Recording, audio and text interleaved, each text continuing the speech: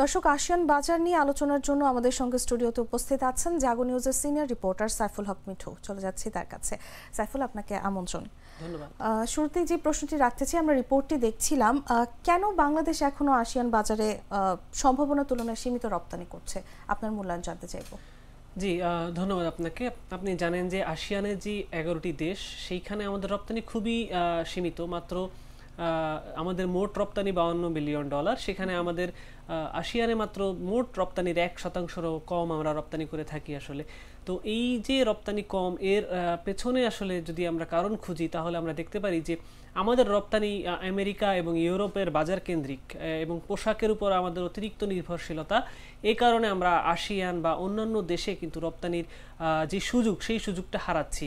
এবং পাশাপাশি সেখানে রপ্তানিকারকদের সাথে পরিচিত না হওয়া, ভাষার জটিলতা, ভিসা জটিলতা সহ নানানবিধ কারণ রয়েছে। এবং পাশাপাশি যে সেখানে যে আসলে রপ্তানির যে সুযোগ সুবিধাগুলো রয়েছে, সেই সম্পর্কে আমাদের রপ্তানিকারকরা জানে না। এবং সেখানে খাদ্যপণ্য সহ অন্যান্য যেসব পণ্য রপ্তানির সুযোগ সুবিধা এবং চাহিদা রয়েছে, সেই বাজারগুলো আমরা আসলে এক্সপ্লোর বা সন্ধান করতে পারিনি বিধায় এখন পর্যন্ত আমাদের আসিয়ানের দেশগুলোতে রপ্তানির পরিমাণ খুবই কম।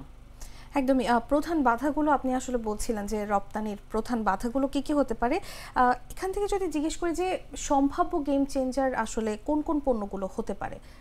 জি, ধন্যবাদ। আপনি জানেন যে আসিয়ান যে দেশগুলো, বিশেষ করে ইন্দোনেশিয়া, মালয়েশিয়া, সিঙ্গাপুর, থাইল্যান্ড, এসব দেশে কিন্তু প্রচুর পরিমাণ পর্যটক যায় এবং সেখানে কিন্তু আমাদের প্রক্রিয়াজাত খাদ্যপণ্য একটি গুরুত্বপূর্ণ ভূমিকা পালন করতে পারে।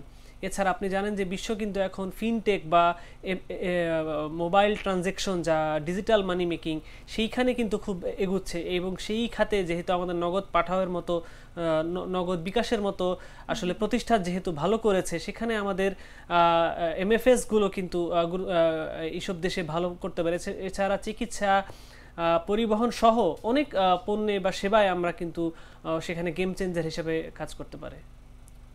একদমই। শেষ যে প্রশ্নটি আমি করতে চাই যে বাংলাদেশ মালয়েশিয়া এফটিএ বা অন্যান্য যে আঞ্চলিক বাণিজ্য চুক্তিগুলো আছে, সেগুলো কিভাবে বাংলাদেশের আসিয়ান বাজারে প্রবেশাধিকার বা রপ্তানি আয় বাড়াতে পারে বলে মনে করেন?